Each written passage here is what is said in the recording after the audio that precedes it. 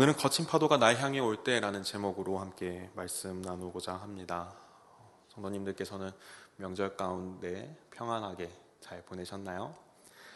네. 저는 어릴 때 명절이 되면 할머니네 친가와 외가에 멀리 놀러 가곤 했습니다. 저는 서울에 살았고 외가와 친가 둘 다 지방에 있었기 때문에 차 타고 엄청 오랫동안 가가지고 거기서 할머니께서 해주신 밥들 맛있게 먹고 또 사촌들과 신나게 놀곤 했습니다. 제가 우리 아이들한테는 뭐 막대기 들고 다니면 제가 뭐라고 하는데 저는 그때 막대기 들고 엄청 잘 돌아다녔습니다. 네, 대나무 꺾어진 대나무도 들고 막 사촌들이랑 칼싸움하고 온 동네를 뒤지고 돌아다녔습니다. 어릴 때 저에게 명절은 즐거운 날이었는데 어른이 되었어도 충분히 즐거운 날이긴 했습니다. 네. 자주 뵙지 못했던 어른들 찾아뵈어서 소소한 이야기 나누고 또 여전히 맛있는 음식 열심히 먹고 그렇게 시간을 보냈습니다. 그런데 어른이 됐을 때 명절은 엄청 즐겁지만은 않은 날이었던 것 같습니다. 이제 서로에게 사랑하는 마음으로 이제 조언을 하는데 자식은 부모 세대한테 건강 좀 잘 챙기셔라, 그렇게 단백질 안 드시면 어떡하시냐 걱정하시면 이제 부모님께서는 살짝 귀를 닫으시기도 하시고, 부모님들께서는 자식이 걱정돼서 공부해라, 취직해야 된다, 뭐 결혼해야 된다 이런 말씀 하시는데 그러면 이제 자식들은 또 서운해서 귀를 닫기도 하는 것 같습니다. 또 혹여나 복음을 접하지 않은 가족들이 있어서 복음을 전하려고 정말 참고 정말 사랑의 말과 사랑의 표현을 하는데도 복음이 잘 안 전해지면 그때만큼 속상한 적은 없었던 것 같습니다.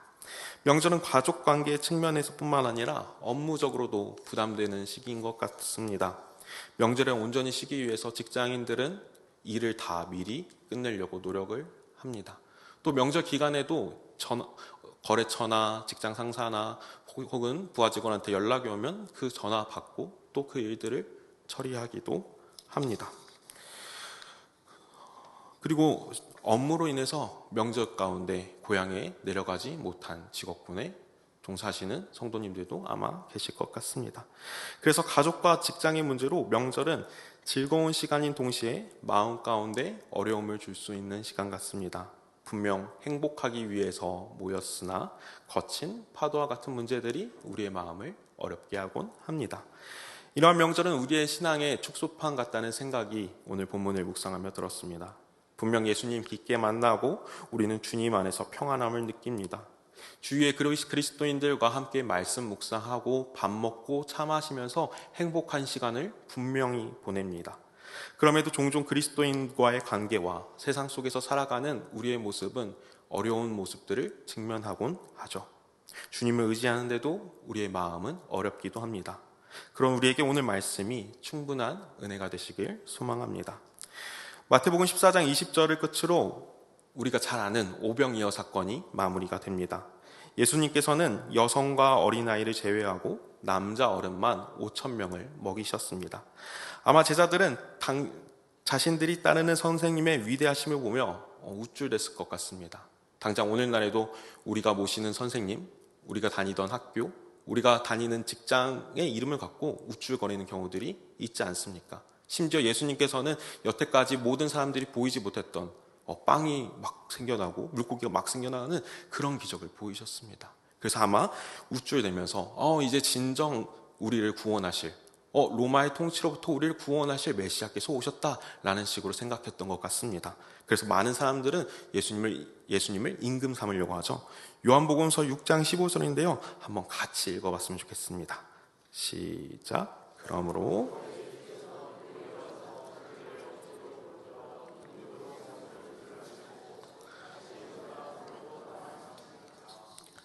오병이어 사건을 목격한 이들은 이 위대하신 메시아께서 유대 민족을 로마로부터 통치하실 것이라는 희망을 갖고 있었을 겁니다. 그리고 자연스럽게 그의 제자들은 혹시 나에게 좀 고위 관직이나 그런 콩고물이 떨어지진 않을까라는 기대를 했을지도 모르겠습니다. 또한 이 위대하신 예수님과 함께라면 어느 길을 가든지 걱정 없을 것이다 라는 생각 정도는 당연히 했을 것 같습니다. 오늘날 우리 또한 위대하신 주님의 사역을 보고 어떠한 걱정도 없을 미래를 꿈꾸기도 합니다. 가장 선한 길로 인도하신다니까 성경에서 가장 선한 길로 인도하신다는 내용과는 조금 다르게 나의 상상력을 좀 추가해서 내가 엄청난 부자가 되진 않더라도 좀 굶주리지 않고 내가 엄청나게 건강하지 않더라도 크게 아프지 않으며 살아가는 그런 선한 길을 꿈꾸곤 합니다. 내가 바라는 미래를 꿈꾸곤 하죠. 부귀영화를 누리는 것까지는 않더라도 어떠한 고난도 없을 평안한 미래를 꿈꾸곤 합니다. 그런데 주님께서는 지상 왕자에 오르지 않으시고 따로 산에 올라가서 기도를 하십니다. 예수님께서는 지상 왕자에 오르기보다는 십자가 사역에 관심이 있으셨습니다. 그리고 십자가 사역을 나아가시기 위해 하나님께 독대하시죠. 그리고 제자들에게 자신이 무리를 보내는 동안 갈릴리 호수 건너편에 미리 가 있으라고 하십니다. 아마 두 가지 목적이 있었을 것 같습니다. 먼저 기적을 보고 흥분했을 제자들을 진정시키고자 하셨던 것 같습니다. 두 번째로는 십자가의 사역의 길을 따라갈 제자들이 겪을 고난을 미리 경험하게 하시고자 하셨던 것 같습니다. 예수님의 놀라운 기적을 보며 희망을 가득 찼던 제자들은 배를 타고 육지에서 멀리 떨어져 나오게 됩니다. 제자들이 출항한 시각은 오병이어 사건이 마무리되었으니 아마 저녁쯤으로 추정이 됩니다. 그리고 이들은 밤사경이라고 새벽 3시부터 6시 사이까지 항해를 계속 이어갔던 것 같습니다. 그러니까 밤새 배를 탔던 거죠. 이들이 탄 배는 큰 파도와 거슬리는 바람인 역풍을 맞이하여 어려움을 겪게 됩니다. 그런데 성경을 읽어온 우리는 이 본문을 읽으면서 조금 의구심이 들긴 합니다. 당시 제자들 중에는 어부가 4명이나 있었기 때문입니다. 베드로, 안드레, 야고보, 요한이죠. 이들은 젊은 시절부터 배를 탔을 뿐만 아니라 갈릴리 호수 주변에서 자랐다고 합니다. 그리고 생업으로 물고기를 잡았기 때문에 이 갈릴리 호수의 전문가였습니다. 배 운행에 대한 지식과 경험이 탄탄했습니다. 우리가 살아가는 사회에서 일반 직업군도 몇 개월에서 몇 년 동안 수행하면 전문가가 되는데 이들이 배 모는데 아마 도사였을 겁니다. 예를 들어서 저는 이제 사역하기 전에 군대를 갔었는데 천당 밑에 분당이라는 그 분당의 국군 수도병원에서 있었습니다. 굉장히 편하게 했죠. 감사하게도 이제 갔는데 제가 맡은 것은 전산병이었습니다. 저는 학부를 신학과를 졸업했고 그 관련된 직업을 해본 적이 없었는데 갑자기 이제 컴퓨터랑 프린터랑 네트워크 관련 기자재랑 그런 것들을 고쳐야 되는 일을 맡게 되었습니다. 아무것도 몰랐으니까 당연히 초반 몇 개월 고생을 했죠. 그런데 시간이 지나니까 웬만한 장애들은 다 고칠 수 있게 되더라고요. 그래서 선우님들이 저보고 너는 기도로 고치냐 이런 식으로 놀리곤 하곤 했습니다. 아무리 지식이 없어도 시간이 지나면 꽤 잘하게 됩니다. 그런데 오늘 본문 속 어부인 제자들은 완전 프로 중에 프로였을 겁니다. 그들이 몰았을 것으로 추정되는 그 배는 돛이 있었고 아마 노도 있었을 것 같습니다. 그런데 그들이 바람을 컨트롤하기 위해서 돛을 조정하고 노를 열심히 프로들이 저었음에도 그들은 풍랑으로부터 빠져나가지 못합니다. 당시의 노는 오늘날 노처럼 플라스틱으로 된 그런 카누에서나 몰 법한 플라스틱으로 된 노는 아니었을 겁니다. 아마 나무로 된 노였겠죠. 아마 그 나무로 된 노를 밤새 저었으니 아마 손은 다 까지고 아마 물집도 잡히고 피도 좀 났을 것 같습니다. 풍랑이 계속 치니까 몸은 젖었을 것이고 그 중에 어부 출신이 아닌 배를 많이 안 타본 제자들은 아마 멀미로 고생도 꽤 했을 것 같습니다. 제자들은 분명 몇 시간 전에 놀라운 기적을 경험했음에도 앞으로 주님과 함께 이 땅을 밝게 비출 것이라는 기대를 했을 것 같은데 지금 죽을 위기에 처했습니다. 오늘날 본문을 읽는 우리들도 여러 고난을 맞이합니다. 주님 믿으면 어쨌든 내 생각에도 가장 좋은 길로 갈 줄 알았는데 눈앞의 고난들은 우리를 너무나 힘들게 합니다. 여태까지 살아오면서 쌓아온 나의 지식, 나의 경력, 내가 아는 사람들 모두 다 동원해서 그 고난들을 타파하려고 하곤 하지만 종종 그 고난들이 해결이 되지 않아서 우리 마음을 어렵게 하기도 합니다. 우리도 제자들처럼 온 힘을 다 쏟다가 지치는 경우들도 발생하곤 합니다. 그때 우리는 무엇을 해야 합니까? 기도를 해야 되죠. 예수님의 제자들도 엄청 기도했을 것 같습니다. 마태복음 8장 24절에서 26절을 참고할 때 예수님께서 풍랑을 잠잠케 하시는 분이라는 사실을 제자들은 너무나 잘 알고 있었습니다. 그래서 25절부터 26절 한번 읽어보려고 하는데요. 한번 같이 읽어보겠습니다. 시작.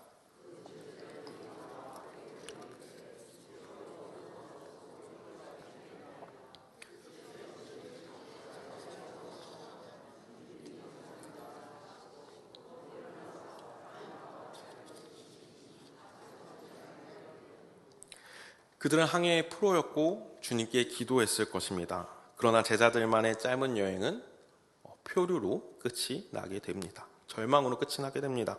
오늘 본문에 있는 우리 또한 고난 앞에서 내 능력, 내 경력, 온갖 노력 다 하고 기도로 하나님께 나아갔음에도 응답받지 못하는 것처럼 보이는 순간이 있을 수도 있습니다. 그렇다고 좌절할 필요는 없습니다. 바로 예수님께서 제자들에게 찾아오십니다. 그런데 예수님께서는 보통의 방법으로 찾아오지 않으시고 삼위 하나님의 움직이심이 떠오를 법한 모습으로, 형태로 찾아오십니다. 마치 창세기 1장 2절에서 하나님의 영이 수면 위에 운행하셨던 것처럼 찾아오시죠. 그래서 관련 본문인 욥기 본문은 제가 한번 읽어드리겠습니다. 9장 8절인데요. 그가 홀로 하늘을 펴시며 바다의 물결을 밟으시며 라고 말씀하십니다. 제자들은 구약 성경에 등장하는 하나님의 움직이심이라고 추정되는 예수님의 움직이심을 연관 있게 생각하지 못합니다. 오히려 유령이라고 무서워하며 소리를 지릅니다. 유령에 대한 온 세상 사람들은 유령에 대한 그런 공통의 미신적 생각이 있기도 하고 당시 바다가 악령의 집이라는 대중적인 생각도 있었다고 합니다. 예수께서 자신을 보고 비명을 지르는 제자들을 향하여 안심하고 두려워하지 말라고 말씀하십니다. 군대나 그런 좀 약간 딱딱한 사회들 가보면 몇몇 리더들은 자신을 알아보지 못하면 성질을 확 내는데 예수님께서는 그렇게 하지는 않으셨습니다. 오히려 예수님께서는 자신을 알아보지도 못한 이들을 위로하십니다. 오늘날 폭풍 속 고난에 처한 것 같은 우리에게도 주님은 찾아오십니다. 특별히 말씀으로 찾아오시죠. 그런데 주님이 항상 반갑지는 않는 것 같습니다. 오히려 오늘 본문 속 제자들처럼 주님을 유령 보듯이 무서워하는 경우도 발생합니다. 오늘 말씀을 준비하던 저 또한 제게 말씀으로 찾아오신 예수님께서 두렵게 느껴지는 적들도 있고 지금 앞으로도 있을 것 같습니다. 주님께서는 저에게 고난의 파도를 일으키는 것 같은 사람을 사랑하라고 말씀하시기 때문입니다. 나의 스트레스의 근원, 변하지 않는 무례한 행동과 태도, 그런 사람을 사랑할 가치도 없을 것 같은 사람을 주님께서는 항상 사랑하라고 마음을 모시고 말씀으로 몰아넣으십니다. 어떤 때는 아멘하고 순종하기도 하지만 어떤 때는 기겁하면서 예수님 이것만은 제 뜻대로 해주세요 라고 기도하곤 합니다. 제가 불쌍하지도 않으십니까? 라고 기도하기도 합니다. 그런데 주님께서는 끝까지 우리를 찾아오시죠. 감당하기 힘들 것 같이 무섭게 쫓아오시는 것 같지만 무섭게 쫓아오시는 게 아니라 우리를 안심시키곤 하셨습니다. 말씀으로 위로하시기도 하시고요, 사람으로 위로하시기도 하시고요, 자연 환경을 통해서 따스한 햇살이나 빗방울을 통해서 위로하시기도 합니다. 그 사람을 사랑하는 것이 아무리 힘들어 보일지라도 주님께서 함께 하시니 두려워하지 말라고 마음 가운데 계속 마음을 주십니다. 주님께서는 거친 파도와 같은 고난 속에서 유령처럼 우리를 곤란하게 하려고 오신 것이 아니라 우리를 살리러 오셨습니다. 오늘 본문을 접하시는 성도님들께서 겪고 계신 고난에 대해서도 주님께서는 이미 그 답을 말씀하셨을 것 같습니다. 사람에 관한 문제건, 재정에 관한 문제건, 가정에 관한 문제건 우리가 피하고 싶을 뿐이지 우리는 이미 그 답을 알 것 같습니다. 선하신 주님을 신뢰하며 우리는 주님의 뜻대로 행동해야 됩니다. 그럼에도 마음에 불안한 우리를 위해서 주님께서는 안심시키려 이 땅 가운데 오셨습니다. 이제 주님께서 폭풍우를 잠잠케 하시면 됩니다. 유령처럼 오셔서 이제 폭풍우를 잠잠케 하시면 되는데 오늘 본문에서는 병행 본문들에서는 등장하지 않는 베드로가 물에 빠지는 사건이 등장합니다. 마태복음 14장 28절인데요. 한번 같이 읽어보도록 하겠습니다. 시작.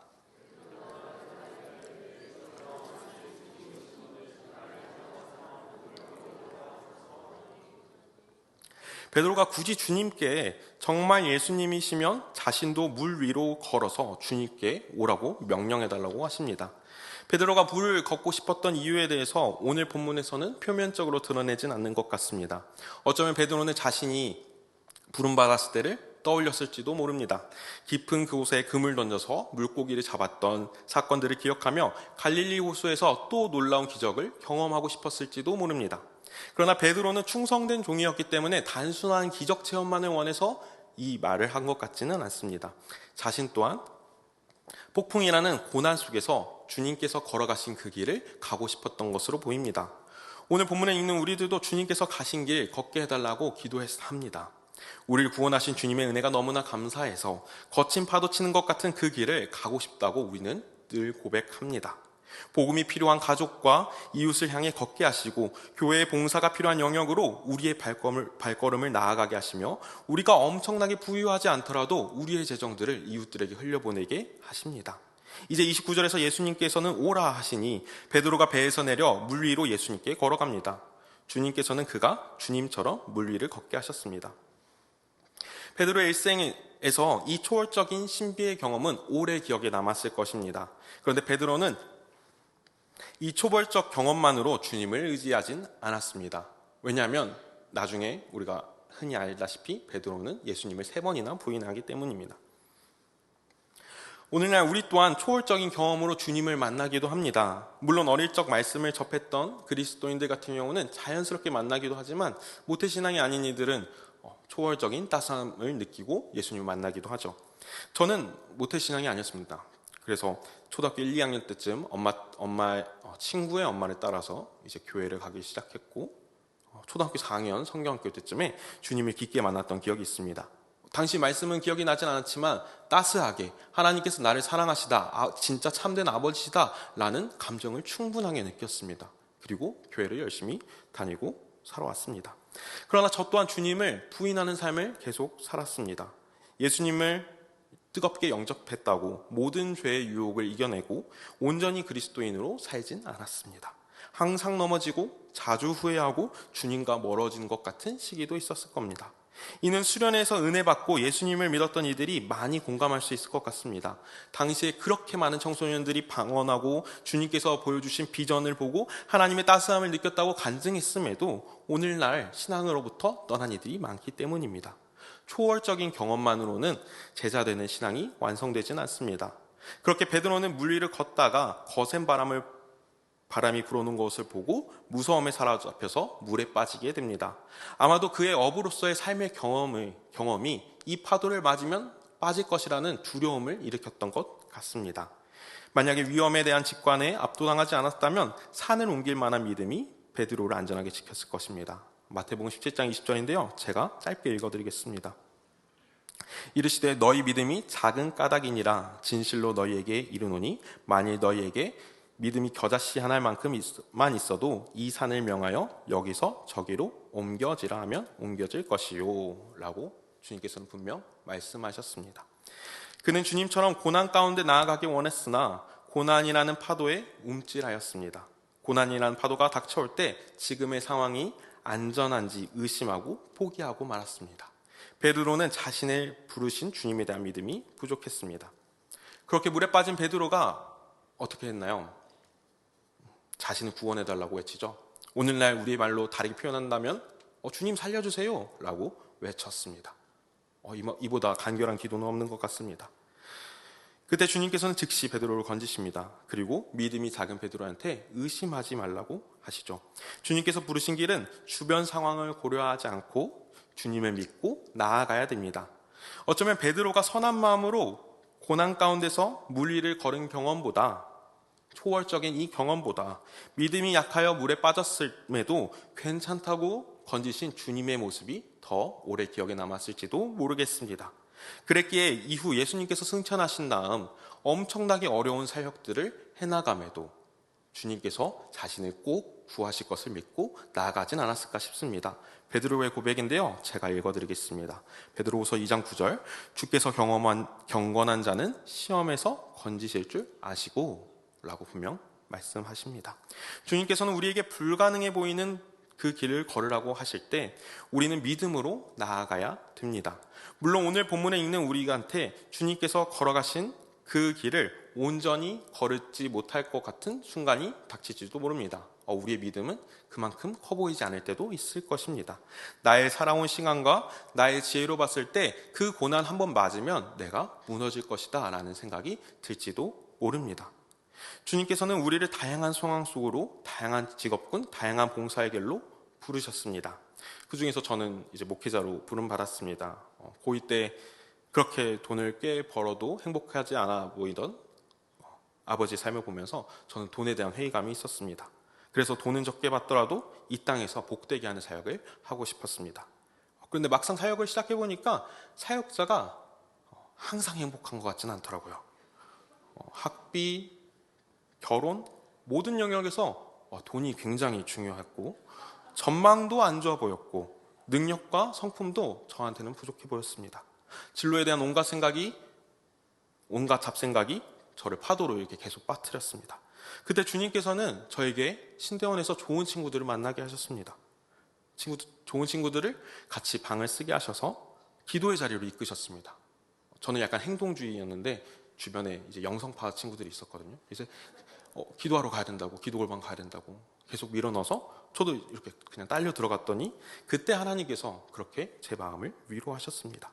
오늘 본문에 있는 성도님들 또한 부름받으신 길이 있으실 겁니다. 분명 주님께서 부르셨는데 엄청 행복한 것 같지도 않고 고난의 파도에 빠질 것 같을 때도 있으실 것입니다. 그때 우리가 해야 될 것은 주님께 살려달라고 기도하는 것입니다.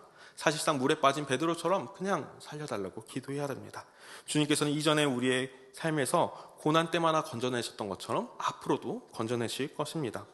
살려달라고 고백하는 베드로의 믿음이 확인되고 주님께서는 베드로와 배에 오르셨습니다. 풍랑이 그쳤습니다. 어쩌면 예수님께서는 베드로의 물 위를 걷는 믿음보다 살려달라고 고백하는 그 믿음을 더 원하시진 않았을까 싶습니다. 주님께서 함께 하실 때 고난은 멈출 것입니다. 혹은 멈추지 않을지라도 우리는 안전합니다. 왜냐하면 삼위 하나님께서 우리를 항상 보호하셨기 때문입니다. 이 과정을 통해 경험한 배 안에 있는 제자들은 예수님께 무릎을 꿇고 선생님은 참으로 하나님의 아들이시다 라고 고백합니다. 오병이어 사건이라는 예수님의 상징적인 기적을 보고도 하나님의 아들이시다 라고 고백하지 않았던 제자들이 고난에서 건지셨을 때에야 주님께서 하나님의 아들이시라고 고백을 합니다. 주를 따라 고난을 겪을 때 제자들은 예수님을 살아계신 성자 하나님으로 고백했습니다. 오늘날 우리 삶도 마찬가지일 것입니다. 모든 것이 잘 풀릴 때는 겉으로는 괜찮은 믿음처럼 보입니다. 잘 풀리기만 한다면 날 잘 모르는 사람이 봤을 때 하나님을 섬기던 돈의 신을 섬기던 권력의 신을 섬기던 다 비슷비슷해 보일지도 모릅니다. 그리고 스스로도 성경의 하나님이 아니라 내가 원하는 하나님을 만들어내어 섬길지도 모릅니다. 그런데 주님께서 부르신 그 제자의 길을 걷게 된다면 고난이라는 풍랑 속에 들어가야 할 것입니다. 매일매일 이웃을 사랑해야 되기 때문에 우리에게는 부담이 생길 것이고 사랑을 하기 위해서 스스로 불러들인 것 같은 고난들을 마주해야 될 것입니다. 나의 시간 희생시켜야 되고 내 곳간에 쌓아도 부족한 그 돈들을 흘려보내야 됩니다. 그럼에도 우리는 그 자리에 나아가야 됩니다. 우리에게는 풍랑 속에 빠져 건져야 하는 교회 안과 밖에 이웃이 너무나 많기 때문입니다. 제가 승동에서 사역을 한 지 얼마 안 돼서 잘은 모르지만 이미 그 자리에 많이 나아가고 계시겠지만 한 가지 사역만 좀 나눌까 합니다. 전도부에서는 격주로 토요일에 인사동 거리에서 커피와 함께 복음을 전하고 계십니다. 또 몇몇 성도님께서는 격주로 토요일 아침 일찍 탑골공원에 나아가서 빵과 복음을 전하고 계십니다. 그 중에서 시간이 남아서 추위를 타지 않아서 이 추운 길거리로 나아가시는 성도님들은 아마 없으실 겁니다. 복음을 전하는 게 너무 적성이 맞아서 나가시는 분도 없을지 모릅니다. 스스로 찾아 들어간 고난입니다. 아무도 그렇게 그 추운 길거리로 나아가라고 강요하지 않았습니다. 그럼에도 이 땅을 복되게 하기 위하여 자신들을 희생해서 그 자리에 나아가시죠. 그런데 복음을 전하는 자리에 나아가면 한 가지 얻을 수 있는 유익이 있습니다. 그곳에서만 역사하시는 하나님을 경험하게 됩니다. 나의 말에서 복음을 몰라 추위에 떠는 사람들한테 따스한 말이 자연스럽게 나오게 됩니다. 나의 행동에서 따스한 행동이 나오는 것을 경험하게 됩니다. 그렇게 나도 모르게 내 안에서 내주하시는 성령님을 마주하고 예수님을 닮아가게 됩니다. 우리는 우리를 위해서라도, 주를 위해서라도, 이웃을 위해서라도 고난 가운데, 주님께서 부르시는 그 고난 가운데 나아가야 될 것입니다. 지금까지 나눈 내용을 정리할 때 오병이어 사건부터 이어진 오늘 본문을 통해서 주를 믿어서 따르는 이들이 겪게 될 고난의 과정을 나눴습니다. 그 과정에서 우리는 고난에 빠지더라도 주께서 건지시며 주께서 부르신 길을 걸어갈 때 믿음이 더 강화된다는 사실을 나눴습니다. 우리는 고난 가운데 나아가야 됩니다. 그럼에도 지금 당장은 하나님을 사랑하고 이웃을 사랑하여 이웃을 건지는 고난의 그 폭풍우 속에 들어가고 싶지 않은 마음이 우리한테 있을지도 모릅니다. 혹은 그 폭풍에 들어가지 않고 피하거나 아니면 그 폭풍우에 적당히 들어가고 싶은 마음이 있을 수도 있을 겁니다. 그러나 우리가 그 자리에 나아갈 때 주님께서 부르신 길이기에 우리가 주님을 더욱 믿게 될 뿐만 아니라 우리는 주님의 마음을 더 닮아갈 것입니다. 교회 공동체 내 이웃에게 나아갔던 제 이야기 살짝 나누면서 설교를 마무리하고자 합니다. 저는 파도에 빠진 이들을 보면 적당히 도와줘야 되겠다라는 생각을 하곤 했습니다. 말씀 사역은 정말 최선을 다하더라도 파도에 빠진 이들에게 적당한 위로를 했습니다. 슬픔에 빠진 이들에게 적당한 위로를 했었고 그 파도에 휩쓸리지 않게 적당히 먼 감정의 거리에서 도왔습니다. 그러던 어느 날 제가 이전 사역지에서 사역을 할 때 부서 선생님의 아버지가 소천하신 적이 있습니다. 병마로 오랜 시간 고생하셨고 임종 직전에 영접하셨습니다. 또 그때 약간 사역이 바쁜 시기긴 했습니다. 한 세미나의 스텝을 담당하기도 했었고 그 다음 주가 특별 새벽 부흥이기도 했었고 교회장이 한 건 같이 맞물려 있었기도 했어서 좀 정신이 없었습니다. 분주한 마음 반, 속상한 마음 반 갖고 장례 일정의 첫날과 마지막 날을 함께 했습니다. 장례 첫날 상주를 배웠을 때 막 눈물이 나진 않았습니다. 부서 선생님들 중에서는 살짝 눈물을 훔치시는 분들도 계시긴 했는데 저는 눈물이 나지는 않더라고요. 연세도 있으신데 제 발에서 아프셨으니까 빨리 하나님 나라 가시는 게 하늘에 있는 하나님 나라 가시는 게 더 좋지 않겠나라는 그런 생각을 품고 있었습니다. 그런데 상주이신 선생님께서는 먼 길 찾아와 고맙다고 하시더라고요. 그때 사역자니까 당연히 왔다라는 마음을 품고 있었습니다. 그렇게 장례 일정 첫날에 위로 차원에서 다녀오고 마지막 발인하는 날이 찾아왔습니다. 그 며칠 사역이 바쁘기도 했고 장례 운전도 해야 됐고 좀 필요한 마음이 컸습니다. 그런데 이제 운구를 하게 되는데 운구를 할 아버지의 지인분들이 좀 늦게 오게 되었습니다. 당장 운구를 해야 되는 상황이었습니다. 그래서 우리에게는 사랑방 역할을 하는 그 다락방 집사님과 경조부 집사님과 교구 목사님과 제가 운구를 했던 기억이 있습니다. 보통 6명이서 운구를 하는데요. 저희는 4명이서 들었습니다. 흰색 장갑을 끼고 관을 두르고 있는 흰색 천을 잡았는데 굉장히 무거웠습니다. 그런데 그 천을 잡았을 때 그때 비로소 상주의 슬픔이 몰려왔습니다. 여태까지 기도 제목으로 아버지 건강 위해서 기도해달라고 엄청 많이 말씀하셨고 한 번씩 그 걱정이 되는 것들 이야기하셨었는데 그때는 저는 적당히 슬펐었습니다. 그런데 이제 운구하기 위해서 그 흰색 천을 잡는 순간 마치 고인의 손을 잡는 것 같기도 하고 상주의 손을 잡는 것 같기도 하고 그때서야 저한테 슬픔의 감정이 몰려왔습니다. 그래서 그때 마음이 무너지고 상주와 마지막 호응을 하는데 슬픔의 눈물이 터져 나왔습니다. 조금이라도 힘들어하는 나의 지체에게 더 진심으로 손을 내밀었으면 좋았을 텐데 조금이라도 더 기도했으면 좋았을 텐데 속상했습니다. 하나님께서는 그렇게 손을 내밀지 않고 바쁘다고 힘들다고 생각하던 저에게 우리를 건지시는 주님의 마음을 조금이나마 그때 알게 하셨습니다. 오늘 이곳에 모인 우리가 주님께서 하셨던 것처럼 고난 가운데 나아가셨으면 좋겠습니다. 일단 나아가면 우리는 변화될 것입니다. 지금 당장 내 마음 가운데 저 사람들 도와야 되겠다라는 생각이 들지 않더라도 나아가면 변화시키실 겁니다. 그 사람들 건지려다가 나도 같이 빠질까 걱정되더라도 주님께서 이끄시는 대로 가시길 소망합니다. 우리가 빠지면 주님께서 건지실 겁니다. 사랑방, 전도회, 여러 봉사부서에 손길이 필요한 지체가 있으신지 오늘 기억해 보셨으면 떠올리셨으면 좋겠습니다. 그리고 그들에게 손을 뻗는 우리가 되었으면 좋겠습니다. 내 마음이 주님의 마음과 똑같지 않는 상태라도 주님께서는 우리가 그 길 가운데 나아가서 주님을 더욱 경험하고 주님의 마음을 더 닮아가길 원하십니다. 함께 들으신 말씀 기억하면서 한 가지 기도 제목 놓고 기도하겠습니다.